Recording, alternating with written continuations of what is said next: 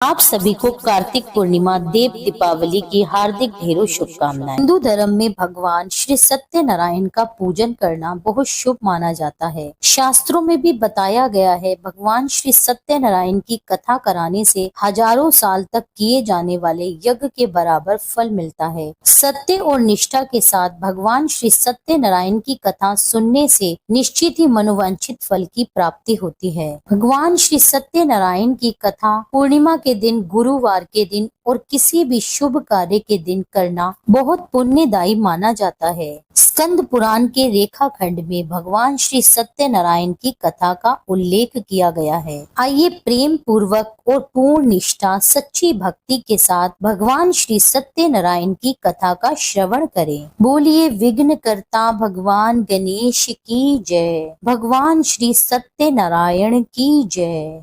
एक समय नैमिषारण्य तीर्थ में तपस्या करते हुए शौनकादिक 88,000 ऋषियों ने श्री सूत जी से पूछा, हे प्रभु, इस कलयुग में वेद विद्या रहित मनुष्यों को भक्ति किस प्रकार मिलेगी? हे मुनि, कोई ऐसा तप कहिए जिससे थोड़े ही समय में पुण्य प्राप्त हो और मन वांछित फल भी मिले। वह कथा सुनने की हमारी इच्छा है। सर्व शास्त्र ज्ञाता श्री सूत जी बोले, हे वैष्णवों में पूज्य, आप सबने प्राणियों के हित की बात पूछी है, तो अब उस श्रेष्ठ व्रत को आप लोगों से मैं कहूँगा, जिस व्रत को नारद जी ने लक्ष्मी नारायण से पूछा था और लक्ष्मीपति ने मुनि श्रेष्ठ नारद से कहा था। तो आप ध्यान पूर्वक सुनिए। एक समय योगीराज नारद जी दूसरों के हित की इच्छा से अनेकों लोकों में घूमते हुए मृत्यु लोक में आ पहुँचे। यहाँ अनेक योनियों में जन्मे हुए प्राय सभी मनुष्यों को अपने कर्मों द्वारा अनेकों दुखों से पीड़ित देखकर सोचने लगे, किस यत्न करने से निश्चय ही प्राणियों के दुखों का नाश हो सकेगा। ऐसा मन में विचार सोचकर नारद जी विष्णु लोक को गए। वहाँ श्वेत वर्ण और 4 भुजाओं वाले देवों के ईश नारायण को देखकर, जिनके हाथों में शंख, चक्र, गदा और पद्म थे तथा वरमाला धारण किए हुए थे, नारद जी भगवान विष्णु की स्तुति करके बोले,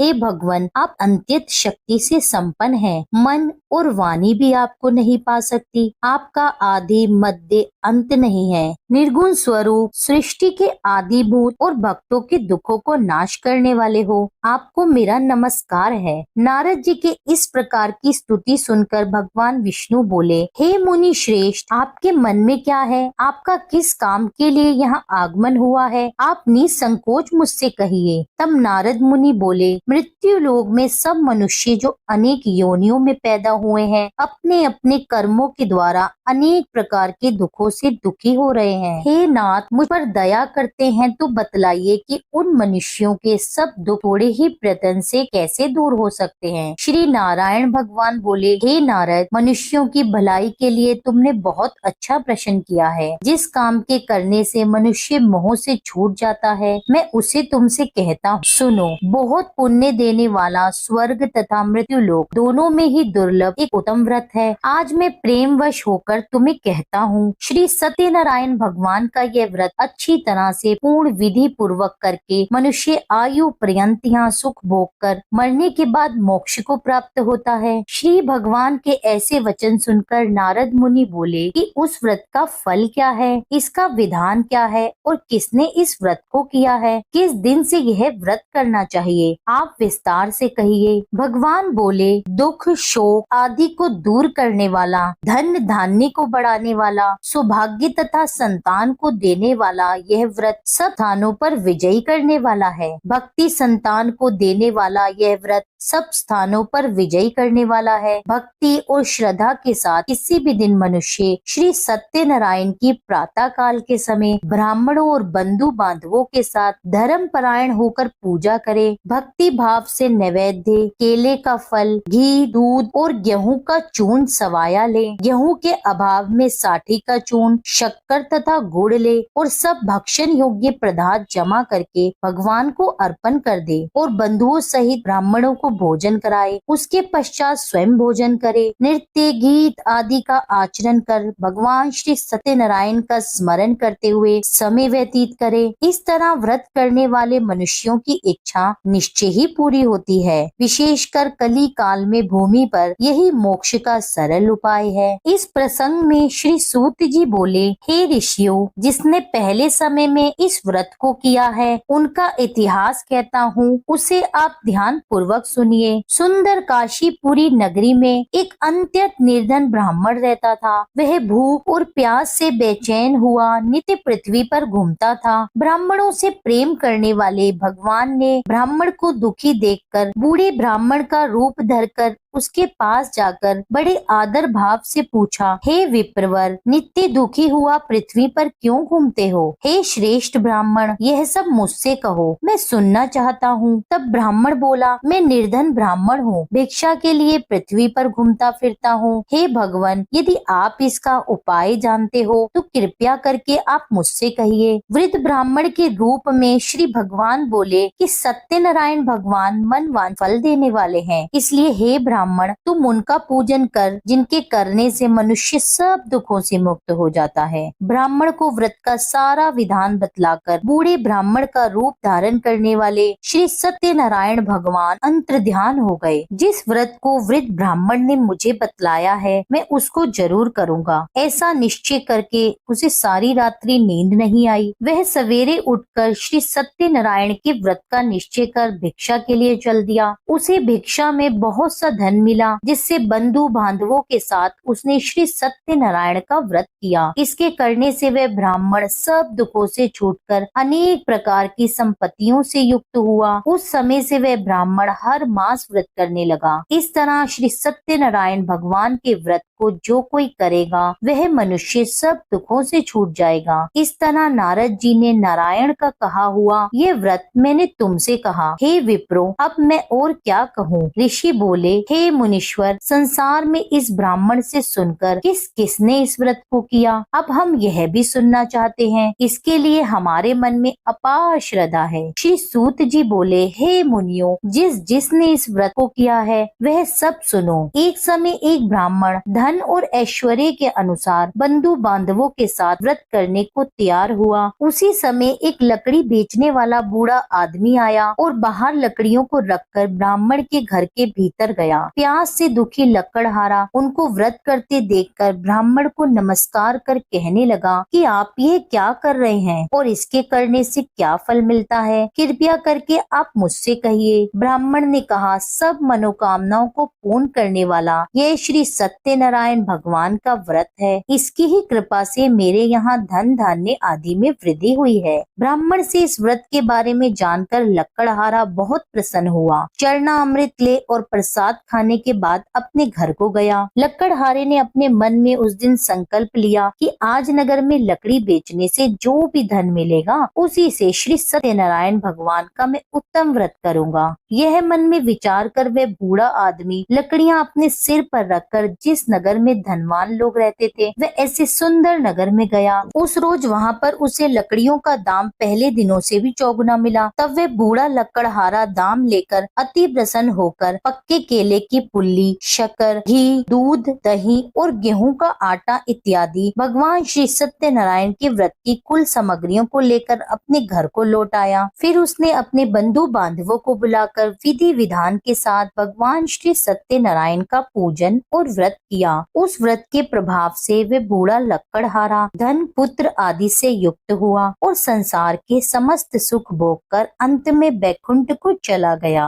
इस प्रसंग में श्री सूत जी बोले, हे श्रेष्ठ मुनियों, अब मैं आगे की कथा कहता हूँ, सुनो। पहले समय में उल्कामुख नाम का एक बुद्धिमान राजा था। वह सत्य वक्ता और जितेंद्रिय था। प्रतिदिन देव स्थानों पर जाता तथा गरीबों को धन देकर उनके कष्ट दूर करता था। उसकी पत्नी कमल के समान मुख वाली और सती साध्वी थी। व्रतशिला नदी के तट पर उन दोनों ने श्री सत्यनारायण का व्रत किया। उस समय में वहाँ एक साधु वैश्य आया। उसके पास व्यापार के लिए बहुत सा धन था। वह नाव को किनारे पर ठहराकर राजा के पास आ गया और राजा को व्रत करते हुए देखकर विनय भाव से पूछने लगा, हे राजन, भक्ति युक्त चित्त से आप ये क्या कर रहे हैं? मेरी इसी सुनने की इच्छा है, सो आप यह मुझे बतलाइए। तब राजा बोले, हे साधु, अपने बांधवों के साथ पुत्र आदि की प्राप्ति के लिए यह महान शक्तिवान श्री सत्यनारायण भगवान का व्रत व पूजन किया जा रहा है। राजा के ऐसे वचन सुनकर साधु आदर से बोला, हे राजन, मुझसे इस सब का विधान कहो, मैं भी आपके कथनानुसार इस व्रत को करूँगा। मेरी कोई भी संतान नहीं है और निश्चय ही इससे होगी। राजा से सब विधान सुन व्यापार से निर्वित हो वे आनंद के साथ घर गया। साधु ने अपनी स्त्री से संतान देने वाले उस व्रत का समाचार सुनाया और कहा कि जब मेरे संतान होगी तब मैं इस व्रत को करूँगा। साधु ने ऐसे वचन अपनी पत्नी लीलावती से कहे। एक दिन उसकी पत्नी लीलावती पति के साथ आनंदित हो संसारिक धर्म में प्रवृत्त होकर श्री सत्यनारायण भगवान की कृपा से गर्भवती हो गई और 10वें महीने में उसके एक सुंदर कन्या का जन्म हुआ। दिनों दिन वे इस तरह बढ़ने लगी जैसे शुक्ल पक्ष का चंद्रमा बढ़ता है। कन्या का नाम कलावती रखा गया। तब लीलावती ने अपने पति से कहा कि जो आपने संकल्प लिया था कि मैं भगवान का व्रत करूंगा, अब आप उसे पूर्ण कीजिए। हे प्रिय, मैं कन्या के विवाह पर इस व्रत को अवश्य करूंगा। इस प्रकार वह अपनी पत्नी को आश्वासन देकर वह व्यापार करने चला गया। काफी दिनों के बाद घर लौटने के बाद नगर में सखियों के साथ अपनी पुत्री को उसने खेलते देखा। वैश्य ने तुरंत कलावती के लिए एक सुयोग्य वर की तलाश आरंभ कर दी। कंचन नगर के एक सुयोग्य वणिक पुत्र से अपने बंधु बांधव सहित प्रसन्न मन से अपनी पुत्री का विवाह उसके साथ कर दिया। किंतु दुर्भाग्य से विवाह के समय भी वह उस व्रत को करना भूल गया। तब श्री भगवान क्रोधित हो गए और श्राप दिया कि तुम्हें दारुण दुख प्राप्त होगा। अपने कार्य में कुशल साधु बनिया जमाता सहित अपने जवाई सहित समुद्र के समीप स्थित रतनपुर नगर में गया और वहाँ दोनों ससुर जवाई चंद्रकेतु राजा के उस नगर में व्यापार करने लगे। एक रोज भगवान श्री सत्यनारायण की माया से प्रेरित कोई चोर राजा का धन चुराकर भागा जा रहा था, किंतु राजा के दूतों को आता देखकर चोर ने घबराकर भागते हुए राजा के धन को वहीं चुपचाप रख दिया जहां वो ससुर और जवाई ठहरे हुए थे। जब दूतों ने उस साधु वैश्य के पास राजा के धन को रखा देखा तो वे दोनों को बांधकर राजा के पास ले गए और प्रसन्नता के साथ दौड़ते हुए राजा के समीप जाकर बोले, यह दो चोर हम पकड़कर लाए हैं, कृपया आज्ञा दें। तब राजा की आज्ञा से उन्हें कठोर कारावास में डाल दिया गया और उनका सारा धन भी छीन लिया। श्री सत्यनारायण भगवान के श्राप द्वारा उनकी पत्नी भी घर पर बहुत दुखी हुई और जो घर का सारा धन रखा था वह भी चोर चुरा कर ले गए। शारीरिक और मानसिक पीड़ा तथा भूख प्यास से अति दुखित होकर अन्न की चिंता में कलावती एक ब्राह्मण के घर पहुंची। वहां उसने श्री सत्यनारायण भगवान का व्रत होते देखा। फिर उसने कथा सुनी और प्रसाद ग्रहण कर रात को घर आई। माता ने कलावती से कहा, हे पुत्री, अब तक कहाँ रही और तुम्हारे मन में क्या चल रहा है? कलावती बोली, हे माता, एक ब्राह्मण के घर श्री सत्यनारायण भगवान का व्रत होते देखा है। कन्या के ऐसे वचन सुनकर लीलावती भी भगवान के पूजन की तैयारी करने लगी। लीलावती ने परिवार और बंधुओं सहित श्री सत्यनारायण भगवान का पूजन किया और वर मांगा कि मेरे पति और दामाद शीघ्र ही घर आ जाएं। साथ ही यह भी प्रार्थना की कि हम सबका अपराध क्षमा करो। श्री सत्यनारायण भगवान उस व्रत से संतुष्ट हो गए और राजा चंद्रकेतु को स्वप्न में दर्शन देकर कहने लगे, हे राजन, दोनों वैश्यों को प्रातःकाल ही छोड़ दो और उनका सब धन जो तुमने ग्रहण किया है वह उन्हें दे दो, नहीं तो मैं तेरा राज्य, धन, पुत्र आदि सब नष्ट कर दूंगा। राजा से ऐसे वचन कहकर भगवान अंतर्ध्यान हो गए। प्रातःकाल राजा चंद्रकेतु ने सभा में अपना स्वप्न सुनाया और फिर दोनों वणिक पुत्रों को कैद से मुक्त करके सभा में बुलाया। दोनों ने आते ही राजा को नमस्कार किया। राजा मधुर वाणी में बोला, हे महानुभावों,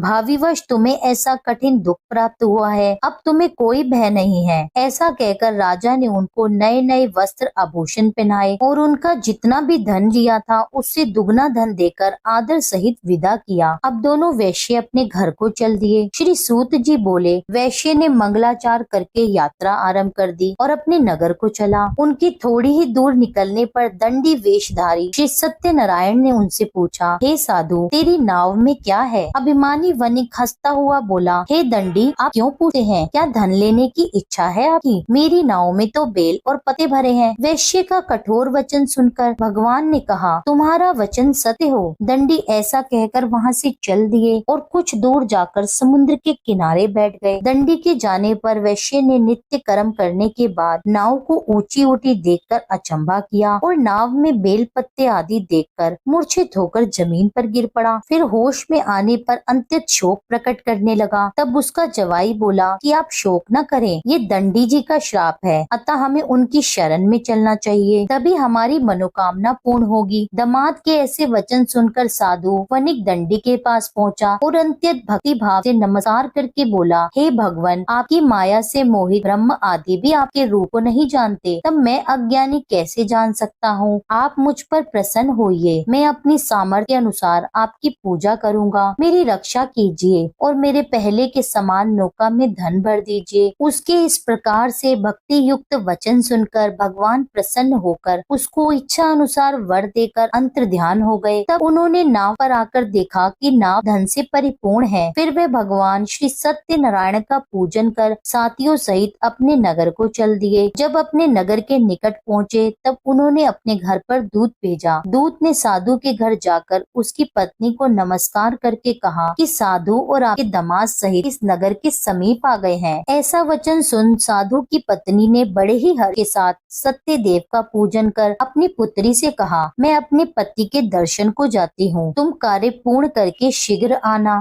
पूजा पूर्ण कर लेना। माता के ऐसे वचन सुनकर कलावती प्रसाद छोड़कर पति के पास गई। प्रसाद की अवज्ञा के कारण भगवान सत्यदेव ने रुष्ट हो उसके पति को नाव सहित पानी में डुबो दिया। कलावती अपने पति को न देखकर रोती हुई जमीन पर गिर पड़ी। इस तरह नौका को डूबा हुआ और कन्या को रोता देख साधु दुखी हो गया और दुखित स्वर में भगवान से बोला, हे प्रभु, मुझसे या मेरे परिवार से जो भूल हुई है उसे आप क्षमा करो। उसके दीन वचन सुनकर भगवान सत्यदेव प्रसन्न हो गए और आकाशवाणी हुई, हे साधु, तेरी कन्या मेरे प्रसाद को छोड़कर आई है, इसलिए उसका पति अदृश्य हुआ है। यदि वे घर जाकर प्रसाद खाकर लौटे तो इसे इसका पति अवश्य मिलेगा। ऐसी आकाशवाणी सुनकर कलावती ने घर पहुंचकर प्रसाद खाया, फिर आकर पति के दर्शन किए। तत्पश्चात साधु ने बंधु बांधवों सहित श्री सत्यनारायण का विधि पूर्वक पूजन किया। उस दिन से वे प्रत्येक पूर्णिमा को श्री सत्यनारायण भगवान का पूजन और कथा करने लगा और फिर इस लोक का सुख भोग कर अंत में स्वर्ग लोक को गया।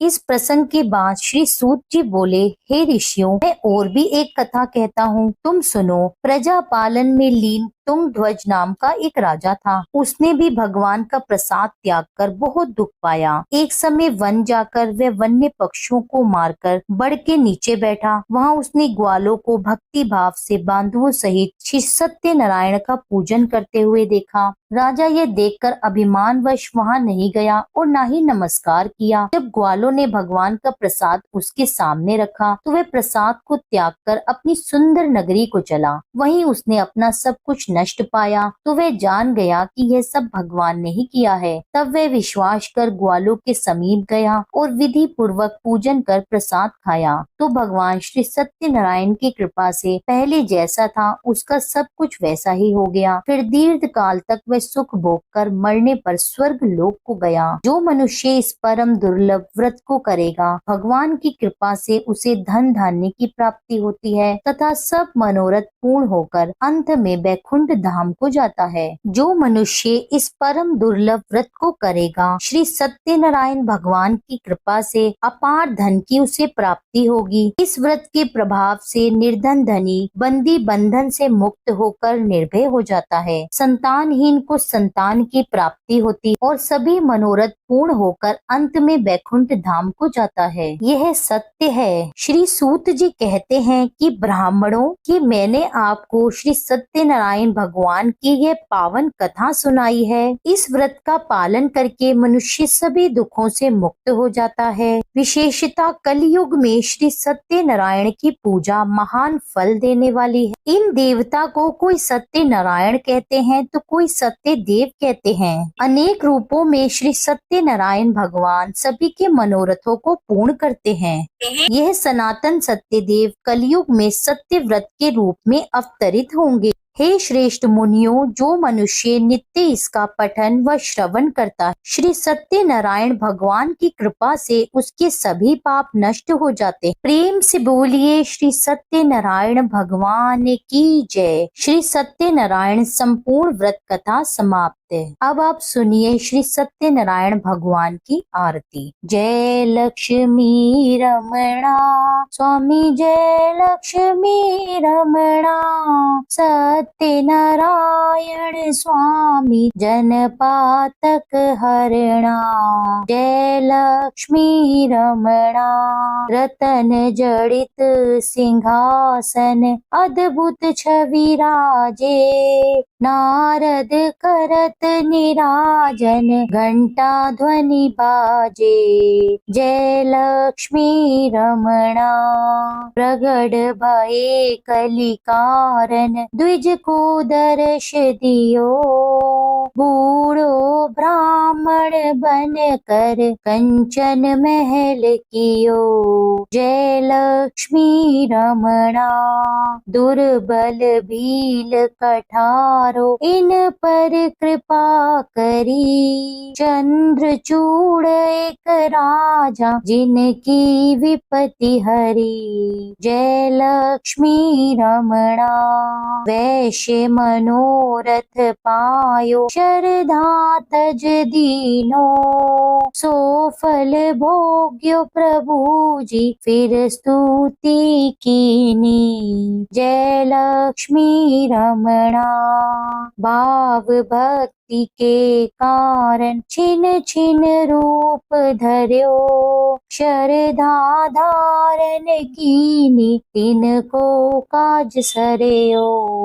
जय लक्ष्मी रमणा ग्वाल बाल संग राजा, वन में भक्ति करी। मन वांछित फल दीनो, दीन दयाल हरि। जय लक्ष्मी रमणा चढ़त प्रसाद सवाया, कदली फल मेवा।